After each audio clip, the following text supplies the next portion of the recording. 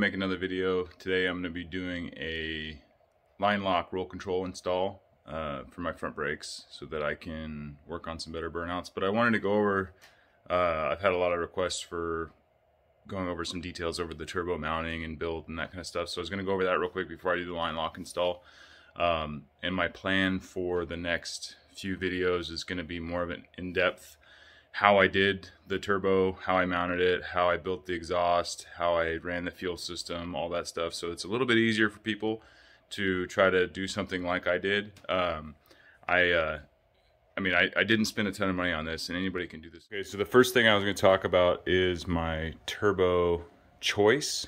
I went with the BorgWarner S475. It's a people say it's a little bit small of a turbo for this many cubic inches, but my spool time is real good. I mean, I can have full boost, 2,500, 2,200 RPM. That's 8 PSI is what I'm running at right now. Spools up really quick. I imagine with a lower or a higher gear ratio, I have 456 gears and 35s. So if you would probably had 35s and like 373s or 355s, I imagine it would spool faster because there's more load. I just built this airbox out of mild steel, but I plan on doing one out of aluminum as soon as I get my aluminum TIG welder in. It's been on back order for like 3 months. But I built this little airbox to try to drop some intake air temps. It's the temperatures went from basically 20 to 30 degrees over ambient air down to 10 to 15. So this airbox definitely made a difference. And then I used some rib nuts and made some brackets to where it'll just bolt on. So it bolts on and off easy. I can still get to my big clamp for the filter. This little elbow is off of a some sort of big rig, like semi truck, and I got it off Silicone Hose website, and it was not very expensive at all. So the S475 I think is a good turbo. The S480 is probably what I'll end up with at some point, or the VS Racing version. I really like the VS Racing products. They're affordable, but they do require some work. My blow-off valve I did not tear into, but my wastegates I did. So I have two 60mm VS Racing wastegates. One's right there, and then the other one is down behind the engine. My dump tubes are just running right off the wastegates. That's the turbo drain back in the oil pan.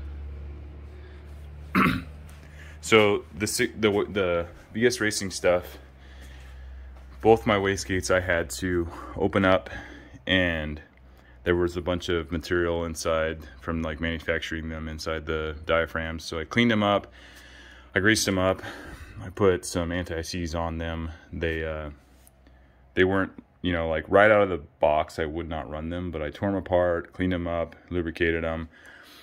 I had to take a die grinder to some parts on them to kind of finish them a little bit, but I got them for 40 bucks or something crazy off eBay. So they're affordable. I think they're worth it. Here's the other one right there. I had to use some high temp silicone because this one was rattling on the heat shield. You can see it right there. It was rattling on the heat shield, driving me nuts. So I just put some high temp RTV on it to try to calm that down so it doesn't rattle anymore. So I have two 60mm VS Racing blow-off valves, and then I think this is a 60mm wastegates, and then this is the 50mm VS Racing blow-off valve. I didn't do anything to this. I just put it on, and it's working great. This is my new fuel rail that I machined with my drill press, and then my air motive regulator. I ran the lines, and then the return lines right here. It runs back to the tank. Very happy with that. So the VS Racing blow-off valve and wastegates, I would definitely buy them again. They're so cheap, and you know, they require a little bit of setup, but it's not a bad idea to tear into your parts just to see how they work anyways when you get them, just so you have a better understanding. So I didn't mind that. My intercooler is behind the factory grill. I use the factory's coarse support, I guess, and I cut it and made a mount for it. So it's just, the intercooler's right there. It's a Holley Frostbite. Kind of see in there. Holley Frostbite. It's supposed to be good for like 1,000 horsepower, and it seems to be working well. Yeah, so I'll go over everything in more detail with my future videos, but I just kind of wanted to give a quick overview and an update. Truck's running awesome. I'm having 0 issues right now. I'm gonna install a line lock on this line here for the front brakes. This is a proportioning valve, adjustable proportioning valve for my rear disc brake kit. It's not very pretty, but it works. So I'm gonna do a line lock. I gotta build a bracket for it. I got the Jegs line lock kit. I went and got all the fittings yesterday to do that. So I'm gonna install that guy. Hopefully I can get a burnout here at the end of this video.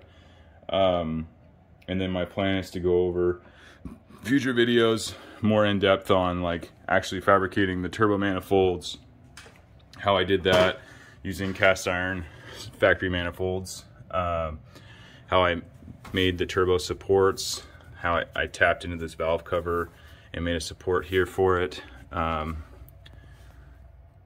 See this twin scroll. This is the driver's side bank, and then the passenger side bank's in the front. Where it comes up there, it's all V-banded.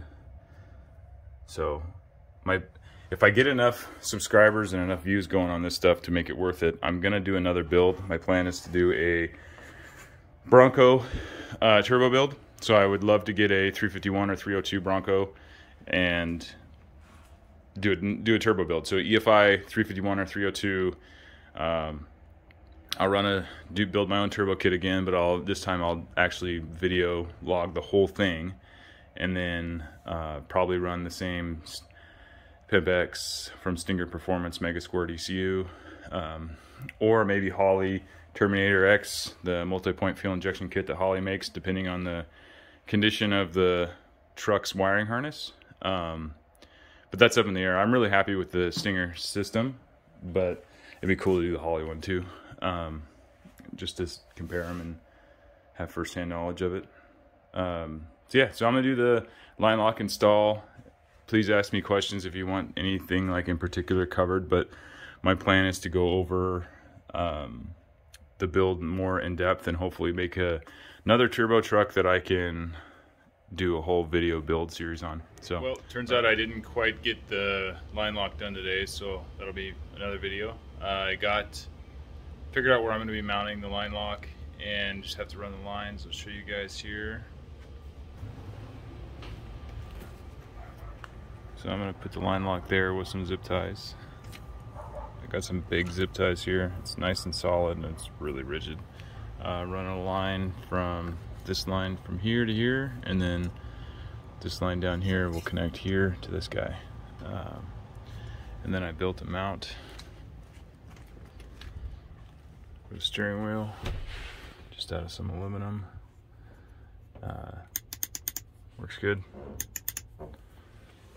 Just screw it in there.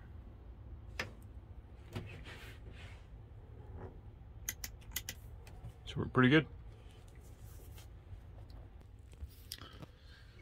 Well, thanks everybody for watching, and keep watching for more videos. I should have the line lock finished up here tomorrow, and then I will post another video with that finished product and hopefully a nice burnout. I have a set of tires for doing some burnouts, and then I'll start my build series on more in-depth on how to build a turbo system for yourself for an OBS or bricknose Ford. I really hope that I get enough subscribers so I can justify buying probably a Bronco, and doing another turbo build. But thanks for watching, and please subscribe and like the videos so I can keep going. Thanks.